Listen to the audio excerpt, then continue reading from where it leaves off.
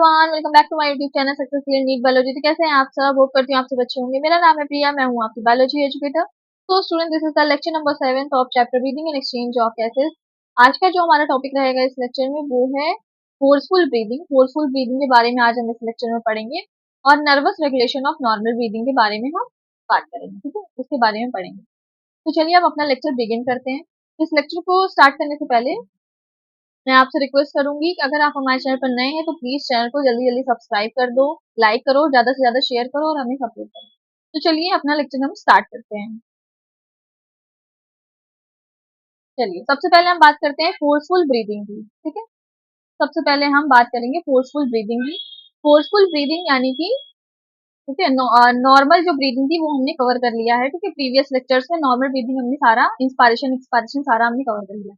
आज हम forceful breathing start कर रहे हैं। ठीक है, तो फोर्सफुल ब्रीदिंग यानी जब हम दम लगा करके फोर्सफुली जब हम ब्रीथ करते हैं, सांस लेते हैं या सांस छोड़ते हैं, उसे हम कहते हैं फोर्सफुल ब्रीदिंग। ठीक है, फोर्सफुल ब्रीदिंग में आपकी दो प्रोसेस आ जाती है। एक आ जाती है आपकी फोर्सफुल इंस्पायरेशन, एक आ जाती है आपकी फोर्सफुल एक्सपायरेशन। ठीक है, फोर्सफुल इंस्पायरेशन यानी कि जब हम दम लगा करके फोर्सफुली सांस अपने सांस लेते हैं, जब हम अपने एटमॉस्फेयर से एटमॉस्फेरिक एयर को अपने लंग्स में फोर्सफुली भरते हैं या फोर्सफुल कह सकते हो सांस लेते हैं, तो उसे कहते हैं फोर्सफुल इंस्पायरेशन। ठीक है, जो फोर्सफुल इंस्पायरेशन होती है स्टूडेंट्स, वो एक एक्टिव प्रोसेस होती है। ठीक है, एक्टिव प्रोसेस होती है, इसमें एटीपी का जो है खर्च होता है। ठीक है, इसमें एटीपी जो है हमारी खर्च होती है, ये एक एक्टिव प्रोसेस होती है। क्यों एक्टिव प्रोसेस होती है, क्यों एटीपी खर्च होती है, आप सोचेंगे क्योंकि इनमें जो होता है मसल्स कॉन्ट्रैक्ट करती हैं। जहां मसल्स का कॉन्ट्रैक्शन होता है वहां एटीपी खर्च होती है, क्योंकि जो मसल्स होती हैं वो हमारी एटीपी के बगैर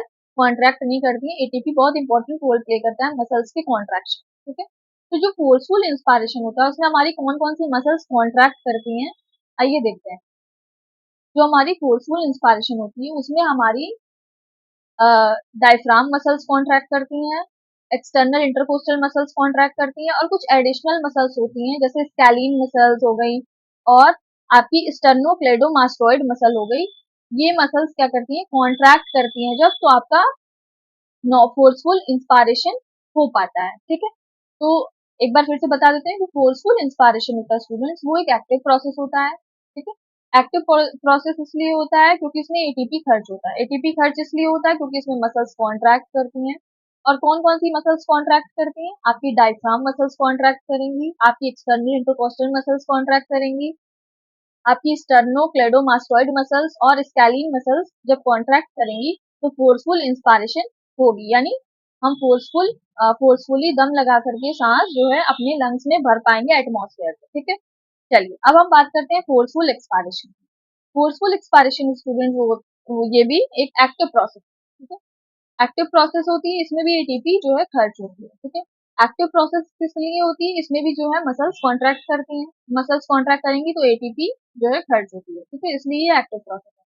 अब इसमें कौन कौन सी मसल्स कॉन्ट्रैक्ट करती हैं ये देखते हैं। जो फोर्सफुल एक्सपायरेशन होता है, फोर्सफुल एक्सपायरेशन यानी जब हम दम लगा करके फोर्सफुली अपने लंग से एयर को बाहर निकालते हैं एटमॉस्फेयर में, उसे हम कहते हैं फोर्सफुल एक्सपायरेशन। ठीक है, it is active process, it requires ATP. ठीक है, और इसमें जो मसल्स कॉन्ट्रैक्ट करती हैं वो होती हैं हमारी एब्डोमिनल मसल्स और इंटरनल इंटरकोस्टल मसल्स। हमारी जो एब्डोमिनल मसल्स होती हैं और इंटरनल इंटरकोस्टल मसल्स जो होती हैं वो जब कॉन्ट्रैक्ट करती हैं तो फोर्सफुल एक्सपायरेशन होता है। ठीक है, तो अब आप सोचेंगे इंटरनल इंटरकोस्टल मसल्स कहाँ होती हैं, अगर जिसे नहीं पता है तो ये हमारी जो इंटरकोस्टल मसल्स होती है वो हमारी रिब्स के बीच में प्रेजेंट होती हैं, और जो हमारी डायफ्राम मसल्स होती है वो हमारी थोरैसिक जो चैम्बर होता है उसके लोअर साइड पे नीचे की तरफ प्रेजेंट होती है। ठीक है, अभी हम आगे आपको बताते हैं तो आपको और क्लियर हो जाएगा।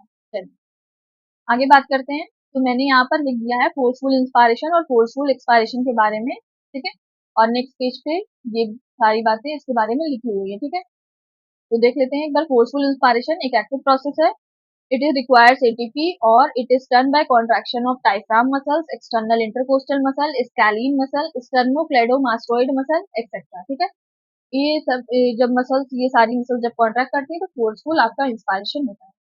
अब बात करते हैं फोर्सफुल एक्सपायरेशन की। एक्टिव प्रोसेस है, इट रिक्वायर्स एटीपी और it is done by contraction of abdominal muscle और इंटरनल इंटरकोस्टल मसल। ठीक है, ये सारी बातें मैंने आपको बता दी और मैंने लिख दी। ठीक है, चलिए आगे बढ़ते हैं।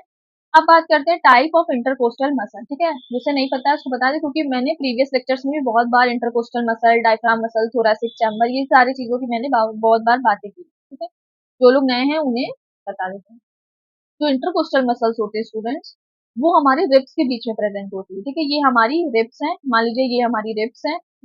इसके बीच में ये जो रेड कलर की मसल्स दिख रही है, ये है आपकी इंटरकोस्टल मसल्स। तो जो सबसे बाहर की तरफ आपको दिख रही है वो है एक्सटर्नल इंटरकोस्टल मसल्स, ठीक है।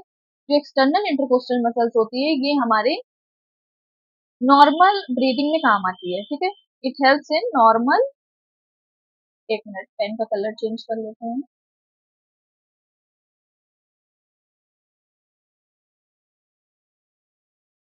इट हेल्प्स इन, ये हमारे नॉर्मल ब्रीदिंग में काम आती है। और जो हमारी इंटरनल इंटरकोस्टल मसल, जो आपको एक्सटर्नल इंटरकोस्टल मसल सबसे बाहर की तरफ दिख रही है, वो हो गई एक्सटर्नल इंटरकोस्टल, ये नॉर्मल ब्रीदिंग में काम आती है। अब एक्सटर्नल इंटरकोस्टल के अंदर आपको दिख रही होगी ये वाली जो रेड कलर की मसल है, वो है इंटरनल इंटरकोस्टल, ठीक है। वो है आपकी इंटरनल इंटरकोस्टल मसल, ये वाली, ठीक है। ये हमारी फोर्सफुल ब्रीदिंग में काम आती है। तो हम बात करते हैं फोर्सफुल ब्रीदिंग में, ये हमारी काम है, ठीक है। और जो सबसे अंदर की तरफ है वो है इनर मोस्ट इंटरकोस्टल मसल, ठीक है। इसके बारे में बस इसका नाम याद रखो और ये इसका पोजीशन देख लो कि सबसे अंदर की तरफ है, बस और कुछ नहीं जानना है, ठीक है। बस आपको ध्यान रखना है एक्सटर्नल इंटरकोस्टल मसल ये आपकी नॉर्मल ब्रीदिंग में काम आती है, जो सबसे बाहर की तरफ है। और इंटरनल इंटरकोस्टल जो एक्सटर्नल इंटरकोस्टल मसल के बाद वाली जो मसल है उसके अंदर पाई जा रही है, वो इंटरनल इंटरकोस्टल मसल है, ये हमारी फोर्सफुल ब्रीदिंग में काम आती है, ठीक है। ठीक है, इतना क्लियर हो गया। अब चलिए आगे बढ़ते हैं। अब बात कर लेते हैं थोड़ा सा थोरैसिक चैम्बर या कैविटी के बारे में, ठीक है। थोरैसिक चैम्बर या कैविटी के बारे में बात कर लेते हैं। इसी से हमें जो है मैकेनिज्म समझ में आएगी फोर्सफुल ब्रीदिंग की, ठीक है। तो जो फोर्सफुल ब्रीदिंग होती है स्टूडेंट्स, उसमें नॉर्मल इंस्पायरेशन और एक्सपायरेशन हम पढ़ेंगे, लेकिन जो जो आपका नॉर्मल सॉरी जो आपका फोर्सफुल इंस्पायरेशन वाला प्रोसेस है, वो हमारे सिलेबस में नहीं है। तो हमने जितनी बातें उसके बारे में जानी है बस हमने उतनी ही जानी है, ठीक है। हम फोर्सफुल एक्सपायरेशन डिटेल में पढ़ेंगे, ठीक है, उसकी मैकेनिज्म देखेंगे क्योंकि वो हमारे सिलेबस में है, ठीक है।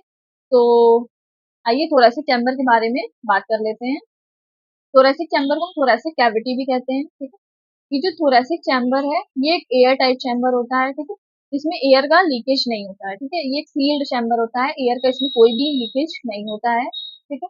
इसी की वजह से हमारे लंग्स के अंदर प्रेशर ग्रेडियंट मेंटेन होता है, जिसकी वजह से हम ब्रीथिंग कर पाते हैं, ठीक है। हमारी एनसीईआरटी लिखती है कि बहुत एसेंशियल होता है हमारी ब्रीथिंग के लिए थोरेसिक चैम्बर, ठीक है। मैंने ये थोरेसिक चैम्बर और ये सारी चीजें बहुत बार बताई है, ठीक है। और प्रीवियस लेक्चर से मैंने थोरेसिक चैम्बर को डिटेल में पढ़ाया भी, तो अगर आपने वो वीडियो नहीं देखी तो प्लीज जाकर के जरूर देखना, ठीक है। अभी हम यहाँ पे थोड़ी सी बात जान लेते हैं थोरेसिक चैम्बर के बारे में। जो थोरेसिक चैम्बर होता है स्टूडेंट्स, वो हमारा एयर टाइट चैम्बर होता है, उसमें एयर का कोई लीकेज नहीं होता है, ठीक है। वो सील्ड चैम्बर होता है और बहुत एसेंशियल होता है बेसिकली। और हमारी एनसीईआरटी लिखती है कि जो हमारा थोरेसिक चैम्बर होता है वो वेंट्रली यानी वेंट्रल साइड जो हमारी सामने की साइड होती है, ठीक है। और डॉर्सल साइड हमारी जो पीछे की साइड होती है वो होती है डॉर्सल साइड। और जो हमारी बगल की साइड होती है उसे हम लेटरल साइड कहते हैं, ठीक है, लेटरल साइड। और जो नीचे की साइड होती है वो होती है लोअर साइड या हम उसे पोस्टीरियर साइड कहते हैं। और जो हमारी ऊपर की साइड होती है हेड की तरफ की साइड, वो हमारी एंटीरियर साइड है, ठीक है। चलिए, तो जो हमारी एनसीईआरटी है वो लिखती है कि जो हमारा थोरेसिक चैम्बर है वो वेंट्रली स्टर्नम से बना होता है। स्टर्नम लॉन्ग फ्लैट बोन होती है सामने की तरफ, वो स्टर्नम होती है, ठीक है। वेंट्रली हमारा जो थोरेसिक चैम्बर है वो स्टर्नम से बना होता है। और डॉर्सली जो पीछे की साइड से वर्टिब्रल कॉलम से बना होता है। और लेटरली यानी बगल की साइड से हमारे रिब्स प्रेजेंट होते हैं, रिब्स से बना होता है। और जो नीचे की साइड से हमारे डायफ्राम मतलब डोम शेप का जो डायफ्राम होता है, एक मस्कुलर स्ट्रक्चर होता है, वो प्रेजेंट होता है, उससे बना होता है। तो जो थोरेसिक चैम्बर है वो आपका किससे बना है, वेंट्रली स्टर्नम से बना है, डॉर्सली वर्टिब्रल कॉलम से बना है, लेटरली रिब से बना है, और लोअर साइड पे डोम शेप का डायफ्राम प्रेजेंट होता है, उससे बना होता है, ठीक है। तो ये हमने थोरेसिक चैम्बर ये हमने ड्रॉ किया है, ठीक है। अब इस थोरेसिक चैम्बर में स्टूडेंट्स हमारे लंग्स प्रेजेंट होते हैं, ठीक है। हमारे जब जो लंग्स होते हैं इस थोरेसिक चैम्बर में प्रेजेंट होते हैं। अब हमारे लंग्स के ऊपर कवरिंग्स भी पाई जाती हैं, हमने पढ़ा भी था इसके बारे में, कवरिंग्स ऑफ लंग्स के बारे में। तो जो हमारे लंग्स के ऊपर कवरिंग पाई जाती है उसे हम बोलते हैं प्लूरा, ठीक है। और इसमें होती है आपकी एक इनर लेयर होती है और एक आउटर लेयर होती है। तो जो हमारी लंग्स होती है उससे जो लेयर डायरेक्टली अटैच होती है यानी इनर लेयर जो होती है उसे हम बोलते हैं विसरल प्लूरा। ठीक है, ये जो येलो कलर से बनी है ये है हमारी विसरल प्लूरा, विसरल प्लूरा।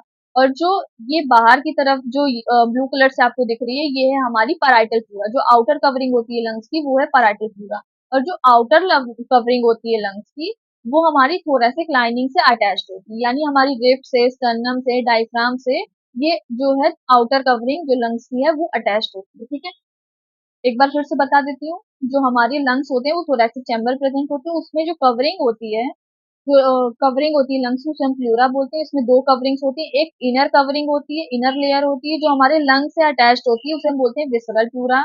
और जो आउटर कवरिंग होती है लंग्स की उसे हम बोलते हैं पैराइटल प्लूरा, जो हमारी थोरेसिक लाइनिंग से अटैच्ड होती है, यानी हमारी रिब्स, स्टर्नम और डायफ्राम से अटैच्ड होती है। तो ये है हमारी जो ब्लू वाली, ये है हमारी पैराइटल प्लूरा, ये है हमारी पैराइटल प्लूरा। ठीक है, तो चलिए विसरल प्लूरा हो गई, पैराइटल प्लूरा हो गई, और ये हमारे लंग्स प्रेजेंट है, ये हमने देख लिया है। ठीक है, और ये हमारा जो लोअर साइड को ग्रीन कलर से जो मैंने बनाया है ये है हमारे डायफ्राम, ये है हमारी डायफ्राम मसल्स। ठीक है, अब ये जो डायफ्राम प्रेजेंट है आपको दिख रहा होगा, ये है हमारी थोरेसिक चैम्बर, लोअर साइड पे डायफ्राम प्रेजेंट है।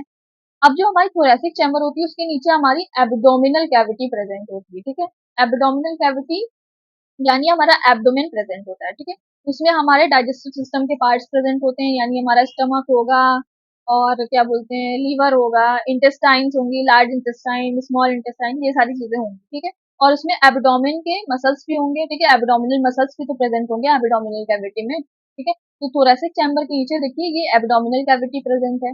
अब ये जो डायफ्राम है हमारा थोरेसिक चैम्बर और एब्डोमिनल कैविटी को देखिए सेपरेट भी कर रहा है, बीच में एक डिवीजन बना रहा है ना, एक डिवाइड कर रहा है थोरेसिक चैम्बर को एब्डोमिनल कैविटी से। ठीक है, चलिए इतनी बातें हम जानते हैं। अब बात करते हैं, अब बात करते हैं फोर्सफुल एक्सपायरेशन के मैकेनिज्म की। ठीक है, फोर्सफुल इंस्पायरेशन हमारे कोर्स में नहीं, जितना हमने अभी आगे देखा उतना ही हमें पढ़ना है। अब हमें बात करनी है फोर्सफुल एक्सपायरेशन के बारे में, उसको हम डिटेल में उसकी मैकेनिज्म देखेंगे कि कैसे फोर्सफुल एक्सपायरेशन होता है, कैसे उसमें मसल्स कॉन्ट्रैक्ट करती हैं। ठीक है, अगर आपको इतना चीजें जितना मैंने बताया, अगर आपको इतनी चीजें समझ में आ गई तो आपको बहुत अच्छे से चीजें आगे समझ में आएंगी। ठीक है, अब चलिए देखते हैं फोर्सफुल एक्सपायरेशन के बारे में। सबसे पहले क्या होगा फोर्सफुल एक्सपायरेशन में, हमारी जो एब्डोमिनल मसल्स है, यानी जो हमारी एब्डोमिनल कैविटी है, इसमें हमारी एब्डोमिनल मसल्स प्रेजेंट हैं। तो इस एब्डोमिनल मसल्स में क्या होगा, पहले कॉन्ट्रैक्शन होगा, इस एब्डोमिनल मसल्स में पहले कॉन्ट्रैक्शन होगा। ठीक है, जब हमारी एब्डोमिनल मसल्स क्या करेंगी, कॉन्ट्रैक्ट करेंगी, तो जितना भी कंटेंट है हमारे एब्डोमेन में, जितना भी चीजें हैं एब्डोमेन में हमारे, वो क्या करेंगी, ऊपर की तरफ मूव करेंगी। ठीक है, थोरैसिक चैम्बर की तरफ मूव करेंगी। ठीक है, तो जब एब्डोमिनल मसल्स में कॉन्ट्रैक्शन होगा तो जो इतना भी कंटेंट है एब्डोमेन का वो ऊपर की तरफ मूव करेगा। जब वो ऊपर की तरफ मूव करेगा, ऐसे ऊपर की तरफ मूव करेगा, तो ये पुश करेगा आपके डायफ्राम को भी पुश करेगा। ठीक है, ऊपर की तरफ थोरैसिक चैम्बर की तरफ, तो पुश करेगा ना। तो इस पुश करने की वजह से आपका जो थोरैसिक चैम्बर है इसका जो वॉल्यूम है वो भी तो कम हो जाएगा। ठीक है, इसमें जो जगह है वो भी तो कम हो जाएगी। जब कोई चीज ऊपर की तरफ मूव करेगी तो जगह कम हो जाएगी कि नहीं हो जाएगी। तो जो थोरैसिक चैम्बर है उसका जो वॉल्यूम है वो डिक्रीज कर जाएगा। ठीक है, उसका जो वॉल्यूम है वो डिक्रीज कर जाएगा, डिक्रीज कर जाएगा। ठीक है, जब थोरैसिक चैम्बर का वॉल्यूम डिक्रीज कर जाएगा इसकी वजह से आपका इंट्रा पल्मोनरी वॉल्यूम यानी लंग्स के अंदर का वॉल्यूम वो भी डिक्रीज कर जाएगा। कैसे डिक्रीज कर जाएगा, क्योंकि जो आपकी डायफ्राम है उससे जुड़ी आपकी पैराइटल प्लूरा, और पैराइटल प्लूरा से जुड़ी है आपकी visceral pleura, visceral pleura lung से अटैच्ड। तो क्या होगा, जब डायफ्राम ऊपर की तरफ पुश करेंगे, एब्डोमिनल मसल्स जब कॉन्ट्रैक्ट करेंगी तो डायफ्राम भी ऊपर की तरफ पुश होंगे, जिससे आपकी जो है पैराइटल प्लूरा वो भी पुश होगी। पैराइटल प्लूरा जब पुश होगी तो विसरल प्लूरा को पुश करेगी, विसरल प्लूरा लंग्स को पुश करेंगे, तो आपके लंग्स भी जो है छोटे छोटे हो जाएंगे। ठीक है, उनका भी जो वॉल्यूम है वो भी डिक्रीज हो जाएगा, इंट्रापल्मोनरी वॉल्यूम भी डिक्रीज हो जाएगा। ठीक है, जब इंट्रापल्मोनरी वॉल्यूम डिक्रीज हो जाता है स्टूडेंट्स, तो आपका इंट्रापल्मोनरी प्रेशर बढ़ जाता है। इंट्रापल्मोनरी प्रेशर जब बढ़ जाता है, क्यों बढ़ जाता है, क्योंकि हमें पता है बोयल्स लॉ के अकॉर्डिंग जो वॉल्यूम होता है और प्रेशर होता है वो एक दूसरे के इनवर्सली प्रोपोर्शनल होता है। ठीक है, अगर वॉल्यूम आपका डिक्रीज होता है तो प्रेशर आपका बढ़ता है, ठीक है। अगर वॉल्यूम कम होगा तो प्रेशर बढ़ेगा, अगर वॉल्यूम बढ़ेगा तो प्रेशर घटेगा, ठीक है। एक दूसरे के इनवर्सली प्रोपोर्शनल होते हैं वॉल्यूम और प्रेशर बॉयल्स लॉ के अकॉर्डिंग। तो हम जानते हैं, अब चलिए फिर से एक बार फिर से सुनते हैं, ठीक है।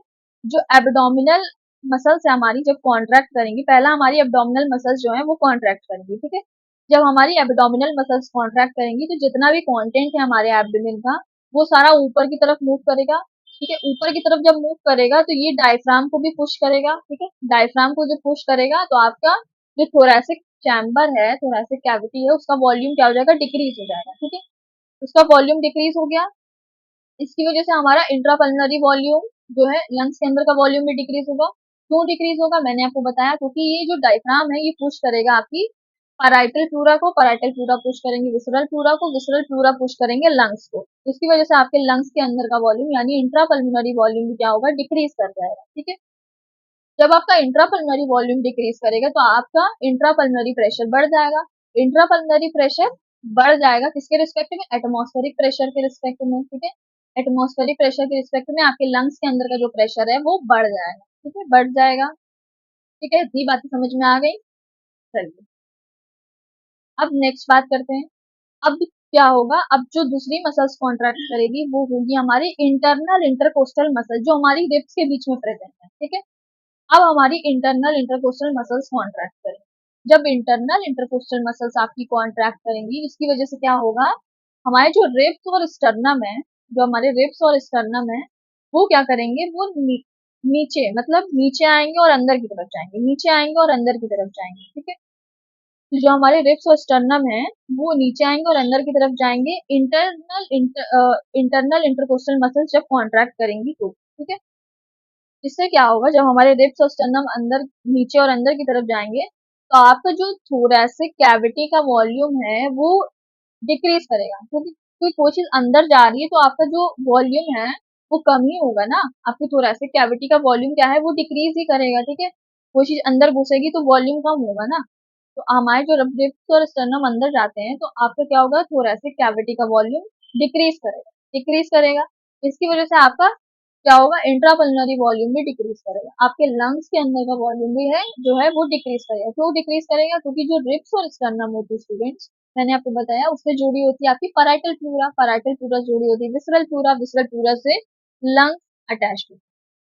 तो ये जो रिब्स और स्टर्नम जब अंदर की तरफ मूव करेंगे, ठीक है, नीचे और अंदर की तरफ, तो ये पुश करेंगे पैराइटल प्लूरा को भी, पैराइटल प्लूरा विसरल प्लूरा को पुश करेगी और विसरल प्लूरा जो है लंग्स को पुश करेगी। इसकी वजह से आपके लंग्स के अंदर का वॉल्यूम यानी इंट्रापल्मोनरी वॉल्यूम भी डिक्रीज कर जाएगा, ठीक है।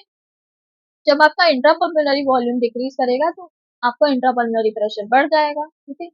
और क्योंकि हमें पता है वॉल्यूम और प्रेशर एक दूसरे के इनवर्सली प्रोपोर्शनल होते हैं बॉयल्स लॉ के अकॉर्डिंग, ठीक है। जब आपका वॉल्यूम जो है वो आपका डिक्रीज होगा तो आपका प्रेशर बढ़ जाएगा, ठीक है। इंट्रापल्मोनरी वॉल्यूम प्रेशर जो है आपका बढ़ गया, किसके रिस्पेक्ट में, एटमॉस्फेरिक प्रेशर के रिस्पेक्ट में, ठीक है। इसकी वजह से क्या होगा, जब हमारा इंट्रापल्मोनरी प्रेशर बढ़ जाता है एटमॉस्फेरिक प्रेशर के रिस्पेक्ट में, तो क्या होता है, हमारा फोर्सफुल एक्सपल्शन होगा एयर का फ्रॉम द लंग्स, ठीक है। हमारे लंग से फोर्सफुली एयर बाहर निकलेगी एटमॉस्फेयर की तरफ, जिसे कहेंगे forceful expulsion of air from the lungs into the atmosphere, ठीक है। इसी को कहेंगे हम फोर्सफुल एक्सपायरेशन, ठीक है, फोर्सफुल एक्सपायरेशन, ठीक है। तो चलिए देखते हैं, अगर इतनी बातें जो मैंने आपको समझाई समझ में आ गई तो मैंने उसको आगे लिख भी दिया है। फोर्सफुल एक्सपायरेशन एक एक्टिव प्रोसेस है। पहला इसमें क्या करते हैं, कॉन्ट्रैक्शन होती है हमारी एब्डोमिनल मसल्स की। जब हमारी एब्डोमिनल मसल्स कॉन्ट्रैक्ट करते हैं तो जितना भी कंटेंट होता है हमारे एब्डोमेन का वो ऊपर की तरफ जाता है, मूव अपवर्ड्स, ठीक है। तो डायफ्राम ऑल्सो मूव अपवर्ड, तो इसकी वजह से डायफ्राम भी ऊपर की तरफ थोरैसिक कैविटी की तरफ मूव करती है, ऊपर की तरफ जाती है। इसकी वजह से हमारा जो थोरैसिक कैविटी का वॉल्यूम है वो डिक्रीज कर जाता है, it decreases volume of thoracic cavity and increases intrapulmonary volume, ठीक है। जब थोरैसिक कैविटी का आपके वॉल्यूम आपके डिक्रीज हो जाता है तो आपका इंट्रापल्मोनरी वॉल्यूम भी डिक्रीज होता है, इसकी वजह से आपका इंट्रापल्मोनरी प्रेशर बढ़ जाता है, ठीक है। और बॉयल्स लॉ के अकॉर्डिंग हमें पता है कि जो वॉल्यूम होता है और प्रेशर होता है एक दूसरे के इनवर्सली प्रोपोर्शनल होता है, अगर वॉल्यूम डिक्रीज करता है तो प्रेशर इंक्रीज, ठीक है।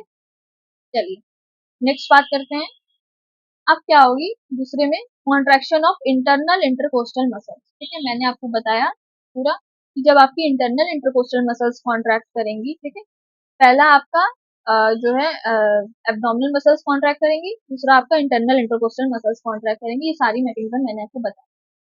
जब आपकी इंटरनल इंटरकोस्टल मसल्स कॉन्ट्रैक्ट करेंगी, जब तो रिब्स और स्टर्नम क्या होंगे, will move inwards and downwards, नीचे और अंदर की तरफ आएंगे। It decreases the thoracic cavity volume, thoracic cavity का वॉल्यूम इसकी वजह से डिक्रीज हो जाएगा, और इसकी वजह से हमारे इंट्रापल्मोनरी वॉल्यूम भी क्या होगा, डिक्रीज हो जाएगा, और इंक्रीजेस इंट्रापल्मोनरी प्रेशर, इसकी वजह से हमारा इंट्रापल्मोनरी प्रेशर बढ़ जाएगा, ठीक है, एटमॉस्फेरिक प्रेशर के रिस्पेक्ट में, ठीक है।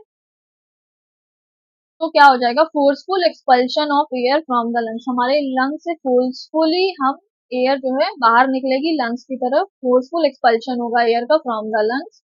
तो air move from high intrapulmonary pressure, हमारे लंग्स के अंदर का प्रेशर हाई है, high intrapulmonary pressure, to low atmospheric pressure, ठीक है।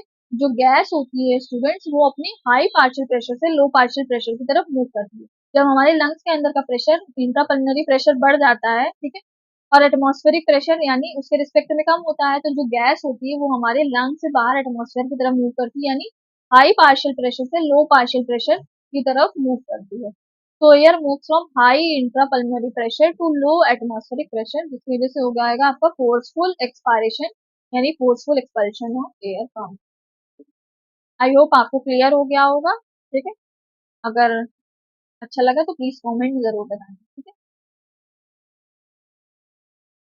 अब चलिए आगे नेक्स्ट बात कर लेते हैं। Neural control of normal breathing, ठीक है, यानी nervous regulation of normal breathing. Normal breathing की हम यहाँ बात करेंगे, ठीक है, नर्वस रेगुलेशन ऑफ नॉर्मल। चलिए तो बात करते हैं, ये जो सेरेब्रम, ये जो दिख रहा है आपको, ये है सेरेब्रम, ये हमारे ब्रेन का लार्जेस्ट पार्ट होता है, ठीक है। इस सेरेब्रम से जो है हमारी अटैच्ड है पॉन्स, पॉन्स ये भी हमारे ब्रेन का पार्ट है, पॉन्स से अटैच्ड है मेडुला ऑब्लोंगेटा, ठीक है।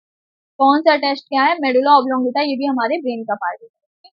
तो ये जो मेडुला ऑब्लोंगेटा है स्टूडेंट्स, इसमें हमारे ग्रुप ऑफ न्यूरॉन्स पाए जाते हैं, न्यूरॉन्स के कुछ गुच्छे पाए जाते हैं, ग्रुप्स पाए जाते हैं, जिन्हें हम बोलते हैं डीआरजी, डोर्सल रेस्पिरेटरी ग्रुप, या इसे हम बोल सकते हैं रेस्पिरेटरी रिदम सेंटर, ठीक है। तो जो हमारी मेडुला ऑब्लोंगेटा होती है स्टूडेंट्स, उसमें ग्रुप ऑफ न्यूरॉन्स पाए जाते हैं, जिसे हम बोलते हैं डीआरजी, या उसे हम बोलते हैं रेस्पिरेटरी रिदम सेंटर।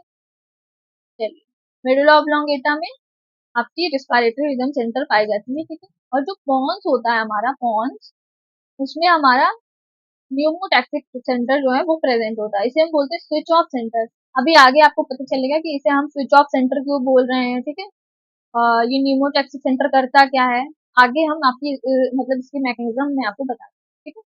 तो ये जो हमारा ब्रेन का लार्जेस्ट पार्ट होता है सेरेब्रम, उसी से अटैच है ये पॉन्स, पॉन्स में आपका प्रेजेंट है न्यूमोटैक्सिक सेंटर, जैसे हम स्विच ऑफ सेंटर भी कहते हैं, और पॉन्स से अटैच है हमारी मेडुला ऑब्लोंगेटा।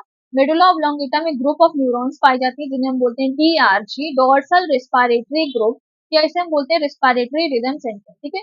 अब आगे देखते हैं कि ये रेस्पिरेटरी रिदम सेंटर जो आपके मेडुला ऑब्लोंगेटा में प्रेजेंट है वो करता क्या है, ठीक है। चलिए आगे बढ़ते हैं, ठीक है। तो ये है हमारी, ये जो है स्ट्रक्चर, ये है हमारा पॉन्स। इसमें जो इसमें जो आपका प्रेजेंट क्या होता है, न्यूमोटैक्सिक सेंटर प्रेजेंट होता है पॉन्स में, न्यूमोटैक्सिक सेंटर, सॉरी जैसे लिख लेते हैं, न्यूमोटैक्सिक सेंटर जो है आपका प्रेजेंट होता है, न्यूमोटैक्सिक सेंटर प्रेजेंट होता है, इसी को हम स्विच ऑफ सेंटर भी कहते हैं, ठीक है। और ये है हमारी मेडुला ऑब्लोंगेटा, ये है हमारी मेडुला ऑब्लोंगेटा, ठीक है। मेडुला ऑब्लोंगेटा में ये है आपका रेस्पिरेटरी रिदम सेंटर, जिसे हम बोलते हैं डीआरजी भी कह सकते हैं, ठीक है, डोर्सल रेस्पिरेटरी ग्रुप, ये ग्रुप ऑफ न्यूरॉन्स होते हैं, तो इसे हम बोलते हैं रेस्पिरेटरी रिदम सेंटर, देख लो, रेस्पिरेटरी रिदम सेंटर, ठीक है। अब ये मेडुला ऑब्लोंगेटा में जो रेस्पिरेटरी रिदम सेंटर है, ये करता क्या है, ठीक है। ये जो रेस्पिरेटरी रिदम सेंटर है स्टूडेंट्स, ये सिग्नल भेजता है, ठीक है, या कह सकते हैं न्यूरल इम्पल्स भेजता है, या सिंपल कह लो सिग्नल भेजता है, किसके पास, जो हमारी डायफ्राम मसल्स हैं और एक्सटर्नल इंटरकोस्टल मसल्स के पास सिग्नल भेजता है ये। तो उसकी वजह से क्या होता है, जब सिग्नल जाता है हमारी डायफ्राम मसल्स और एक्सटर्नल इंटरकोस्टल मसल्स के पास, तो हमारी डायफ्राम मसल्स और एक्सटर्नल इंटरकोस्टल मसल्स क्या करती है, कॉन्ट्रैक्ट करती है, ठीक है, उनमें कॉन्ट्रैक्शन होता है, ठीक है। जब हमारी डायफ्राम और एक्सटर्नल इंटरकोस्टल मसल्स कॉन्ट्रैक्ट करती हैं, जिसकी वजह से हमारा जो थोरैसिक कैविटी का वॉल्यूम है वो इंक्रीज हो जाता है, और जो आपका इंट्रापल्मोनरी वॉल्यूम है वो भी इंक्रीज हो जाता है, लंग्स के अंदर का वॉल्यूम, और इसकी वजह से हमारा इंट्रापल्मोनरी प्रेशर जो है वो डिक्रीज कर जाता है। ठीक है, हमारे लंग्स के अंदर का जो प्रेशर है वो डिक्रीज कर जाता है, और इसकी वजह से क्या होता है, हमारी जो एटमॉस्फेरिक एयर है वो हमारे लंग्स में एंटर कर जाती है। ठीक है, इसकी वजह से होता क्या है, इंस्पायरेशन होता है। ठीक है, जो रेस्पिरेटरी रिदम सेंटर होता है स्टूडेंट्स, वो सिग्नल भेजेगा किसके पास, डायफ्राम मसल और एक्सटर्नल इंटरकोस्टल मसल्स के पास। पहले तो ये काम करता है। ठीक है, तो देख लेते हैं कि जो रेस्पिरेटरी रिदम सेंटर है ये ग्रे कलर से बना लेते हैं। ये सिग्नल भेजा इसने, ठीक है, तो इसने सिग्नल भेजा,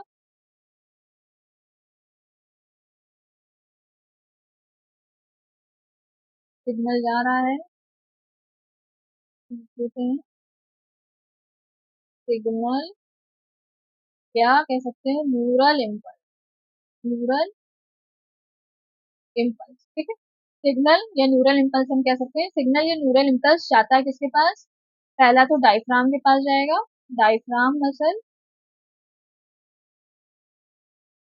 और दूसरा external intercostal muscle, external intercostal muscle के पास जाएगा। ठीक है,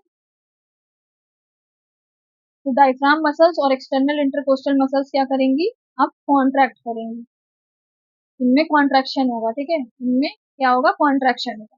जब इसमें कॉन्ट्रैक्शन होगा, नेक्स्ट पेज पे देखते हैं, जब इनमें क्या होगा, कॉन्ट्रैक्शन होगा, कॉन्ट्रैक्शन होगा तो आपका जो थोरैसिक जो कैविटी है उसका वॉल्यूम इंक्रीज होगा। तो देख सकते हैं, थोरैसिक कैविटी का जो वॉल्यूम है वो इंक्रीज करेगा। ठीक है, इसकी वजह से क्या होगा, आपका इंट्रापल्मोनरी वॉल्यूम जो है वो भी इंक्रीज करेगा, इंट्रापल्मोनरी वॉल्यूम जो है वो भी इंक्रीज करेगा, और आपका इंट्रापल्मोनरी प्रेशर, इंट्रा पल्मोनरी जो प्रेशर है वो डिक्रीज कर जाएगा, इंट्रापल्मोनरी प्रेशर डिक्रीज कर जाएगा। इसकी वजह से क्या होगा, आपका इंस्पायरेशन होगा, क्योंकि जब हमारा एक देख लेते हैं पहले, की वजह से क्या होगा, हमारा इंस्पायरेशन होगा, क्योंकि जब हमारा इंट्रापल्मोनरी प्रेशर यानी लंग्स के अंदर का प्रेशर डिक्रीज हो जाता है, तो एटमॉस्फेरिक प्रेशर के रिस्पेक्ट में, तो जो एटमॉस्फेरिक एयर है वो हमारे लंग्स में एंटर करती है, क्योंकि जो एयर होती है वो हमारी हाई पार्शियल प्रेशर से लो पार्शियल प्रेशर की तरफ मूव करती है। ठीक है, ये जो इंस्पायरेशन की मैकेनिज्म है ये मैंने डिटेल में आपको पढ़ाई है, नॉर्मल इंस्पायरेशन, नॉर्मल एक्सपायरेशन। ठीक है, तो मैंने यहाँ पर डिटेल नहीं बता रही हूँ, हम यहाँ पर केवल नर्वस रेगुलेशन की बात कर रहे हैं, तो हम बस जनरली देख लेते हैं। तो इसकी वजह से क्या होता है, इंस्पायरेशन। ठीक है, अब बात करते हैं जो रेस्पिरेटरी रिदम सेंटर ने जो सिग्नल या न्यूरल इम्पल्स भेजा है डायफ्राम मसल्स के पास या एक्सटर्नल इंटरकोस्टल मसल्स के पास, वो कितने सेकेंड तक भेजता है। ठीक है, ये भेजता है ओनली 2 सेकेंड तक। ठीक है, 2 सेकेंड, इसको जरूर ध्यान रखना। रेस्पिरेटरी रिदम सेंटर जो सिग्नल भेजेगा या न्यूरल इम्पल्स जिसे हम बोल रहे हैं डायफ्राम मसल और एक्सटर्नल इंटरकोस्टल मसल्स के पास, वो 2 सेकेंड तक भेजता है। ठीक है, 2 सेकेंड के बाद, 2 सेकेंड तक इम्पल्स मतलब जो सिग्नल होता है वो जाता है और हमारी जो मसल से कॉन्ट्रैक्ट करती है और इंस्पायरेशन होता है। ठीक है, उस 2 सेकेंड के बाद क्या होता है, हमारा जो पोन्स होता है, पोन्स में न्यूमोटैक्सिक सेंटर प्रेजेंट होता है, जो न्यूमोटैक्सिक सेंटर पोन्स में प्रेजेंट होगा 2 सेकेंड बाद क्या होगा, इस रेस्पिरेटरी रिदम सेंटर को बंद कर देता है। ठीक है, वो जाग जाता है और इस मेडुला ऑब्लोंगेटा में जो रेस्पिरेटरी रिदम सेंटर है उसको क्लोज कर देता है, बंद कर देता है। ठीक है, तो दिखा देते हैं, जो आपका न्यूमोटैक्सिक सेंटर है क्या करेगा, रेस्पिरेटरी रिदम सेंटर जो आपके मेडुला ऑब्लोंगेटा में प्रेजेंट है उसको बंद कर देगा। ठीक है, 2 सेकेंड के बाद बंद कर देगा। कितने सेकेंड के लिए बंद करेगा, 3 सेकेंड के लिए बंद करेगा। ठीक है, 3 सेकेंड के लिए बंद करेगा। आइए इसकी आगे देखते हैं मैकेनिज्म। ठीक है, तो ये देखते हैं, ये हमारा पॉन्स है, इसमें हमारे न्यूमोटैक्सिक सेंटर ये प्रेजेंट है। ठीक है, ये हमारा क्या है, pneumotaxic centre, pneumotaxic centre present, ठीक है। और ये हमारी मेडुला ऑब्लोंगेटा, इसमें हमारी रिस्पायरेटरी रिदम सेंटर जो है वो प्रेजेंट है, हमारी respiratory rhythm centre medulla oblongata में प्रेजेंट है। तो ये है हमारा रेस्पायरेटरी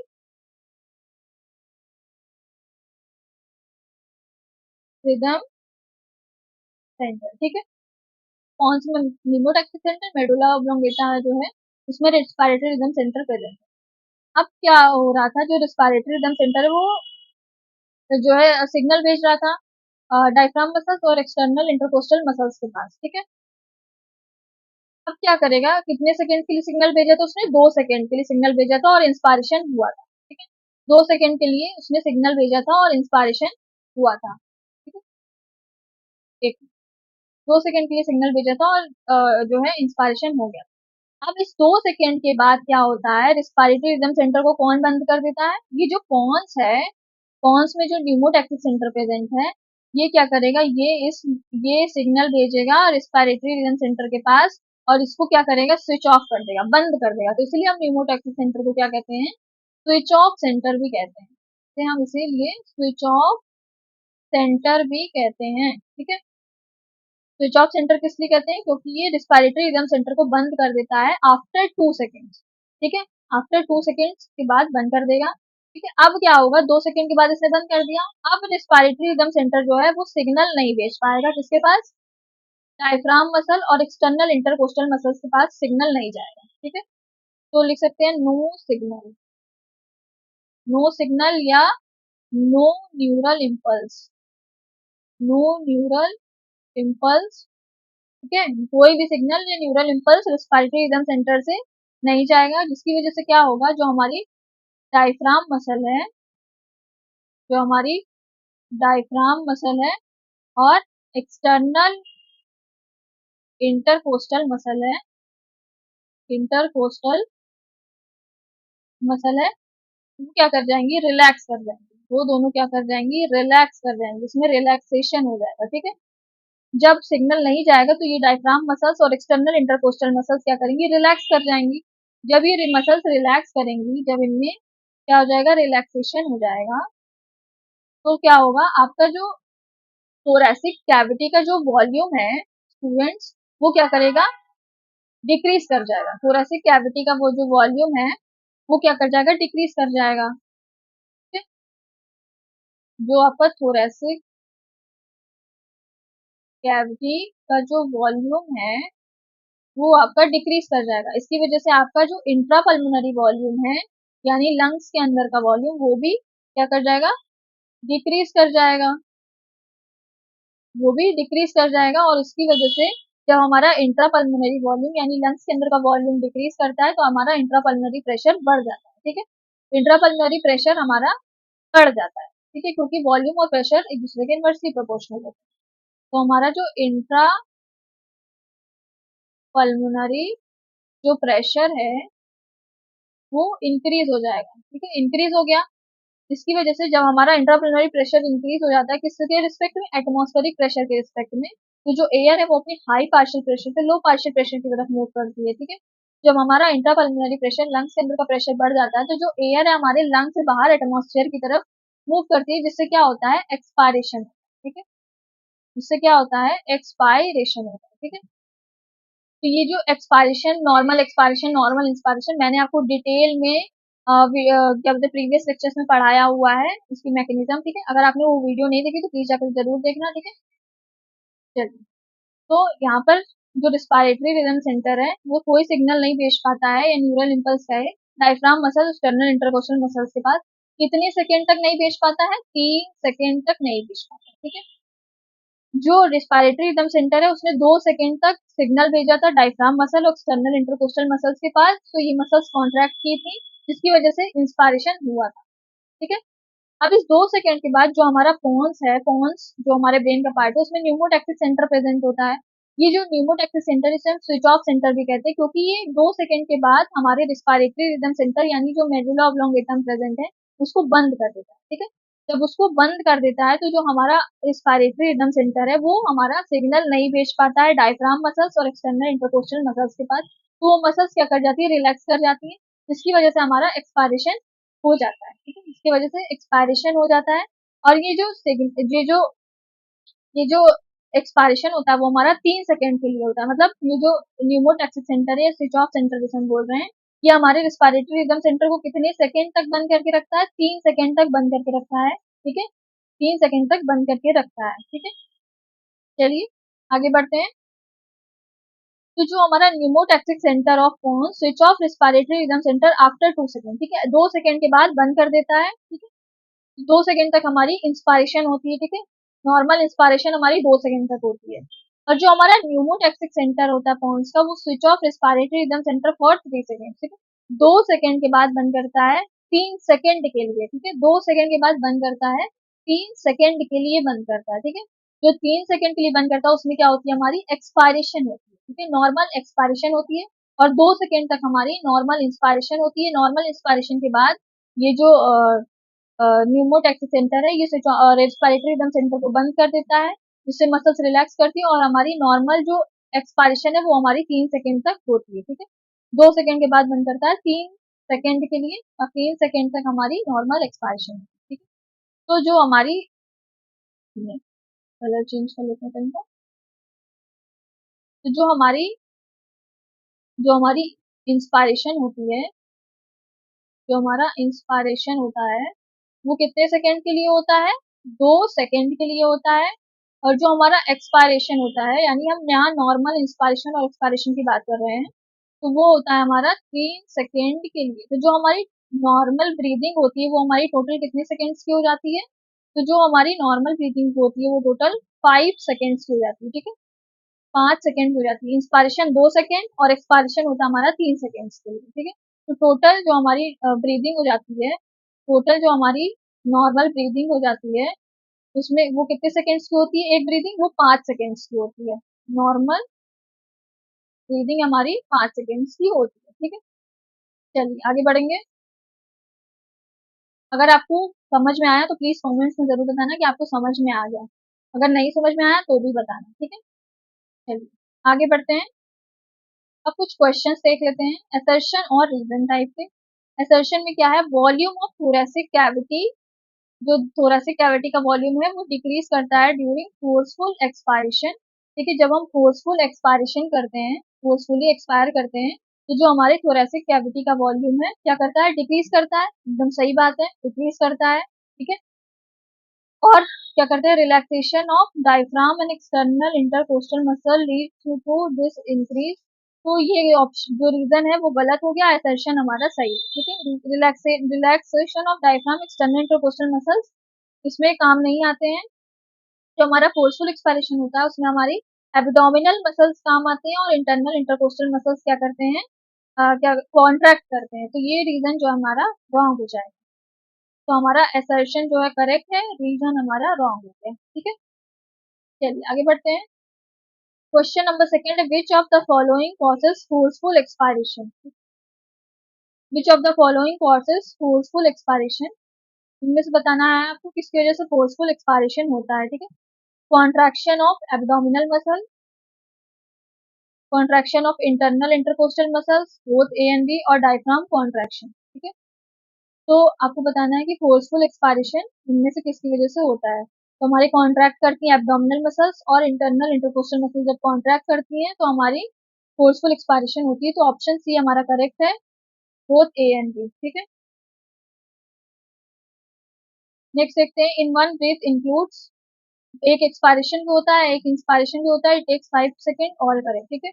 हमारी जो एक ब्रीथ होती है उसमें हम एक बार एक्सपायरेशन भी करते हैं एक बार इंस्पायरेशन भी करते हैं, इसमें 5 सेकेंड टोटल जो हमारी ब्रीदिंग होती है वो हमारी 5 सेकेंड की होती है, ठीक है। 2 सेकेंड के लिए इंस्पायरेशन होता है, 3 सेकेंड के लिए एक्सपायरेशन होता है, तो 5 सेकेंड टोटल लगते हैं, तो इसमें ऑल करेक्ट हो जाएगा, ऑप्शन डी। चलिए आगे बढ़ते हैं। Statement one, pons and medulla oblongata are the parts of brain, ठीक है, करेक्ट है स्टेटमेंट। तो पोन्स और मेडुला ऑब्लोंगेटा होता है वो हमारे ब्रेन का पार्ट होता है, करेक्ट है। It is responsible for nervous regulation of breathing mechanism, yes, ये भी करेक्ट है, हमारी नर्वस ब्रीदिंग मैकेनिज्म के नर्वस रेगुलेशन के लिए रिस्पॉन्सिबल होता है, ठीक है। तो बोथ करेक्ट हो जाएगा ऑप्शन पे। आगे बढ़ते हैं। Statement first, pneumotaxic centre of pons also known as switch off centre. ठीक है, न्यूमोटैक्सिक सेंटर जो होता है पॉन्स का, उसे हम स्विच ऑफ सेंटर भी कहते हैं, क्योंकि ये बंद कर देता है रिस्पायरेटरी रिदम सेंटर को आफ्टर 2 सेकेंड्स। कितने सेकेंड? 2 सेकेंड्स के 2 सेकेंड बाद बंद कर देता है। कितने सेकेंड्स के लिए? 3 सेकेंड के लिए। ठीक है, तो ये भी हमारा करेक्ट है। और it switch off respiratory system centre after 2 second. ठीक है, ये भी करेक्ट है, तो बोथ आपका करेक्ट हो जाएगा, ऑप्शन है। चलिए आगे बढ़ते हैं। स्टेटमेंट फर्स्ट, फोर्सफुल एक्सपायरेशन एक एक्टिव प्रोसेस है। ठीक है, करेक्ट है। और इट रिक्वायर्स एटीपी, ये भी करेक्ट है, ये भी करेक्ट है। तो हमारा जो दोनों स्टेटमेंट है वो करेक्ट है, option A, both statements are correct. आगे बढ़ते हैं। इंस्पायरेशन अकर्स फॉर, इंस्पायरेशन जो होती है वो हमारी 2 सेकेंड के लिए होती है, और जो एक्सपायरेशन अकर्स फॉर 3 सेकेंड्स। ठीक है, तो देख लेते हैं। 2 second, 5 second, 5 second, 2 second, 2 second and 3 second respectively, तो ऑप्शन सी हमारा यहाँ पर करेक्ट हो जाएगा। आगे बढ़ते हैं। Normal expiration is, normal expiration जो होता है वो हमारा कैसा प्रोसेस होता है, और फोर्सफुल एक्सपायरेशन कैसा प्रोसेस होता है। नॉर्मल एक्सपायरेशन होता है स्टूडेंट्स, वो हमारा पैसिव प्रोसेस होता है, उसमें एटीपी जो है वो खर्च नहीं होती है। ठीक है, उसमें मसल्स रिलैक्स करती हैं, तो वो एक पैसिव प्रोसेस होता है, वो एक पैसिव प्रोसेस होता है। और जो फोर्सफुल एक्सपायरेशन होता है वो एक एक्टिव प्रोसेस होता है, उसमें एटीपी जो है कंज्यूम होती है, और उसमें मसल्स को कॉन्ट्रैक्शन होता है, इसलिए आपका आ जाएगा पैसिव एंड एक्टिव। तो active, passive, passive, passive, passive and active. ठीक है, ऑप्शन सी जो है आपका करेक्ट हो जाएगा। ठीक है, चलिए, thank you, all the best. मिलते हैं नेक्स्ट वीडियो में। ठीक, तब तक के लिए पढ़ते रहिए, और अगर चैनल को सब्सक्राइब नहीं किया तो प्लीज चैनल को सब्सक्राइब जरूर करना। ठीक है, और कमेंट में बताना कि आपको ये लेक्चर कैसा लगा। ठीक है, चलिए मिलते हैं नेक्स्ट वीडियो में, बाय।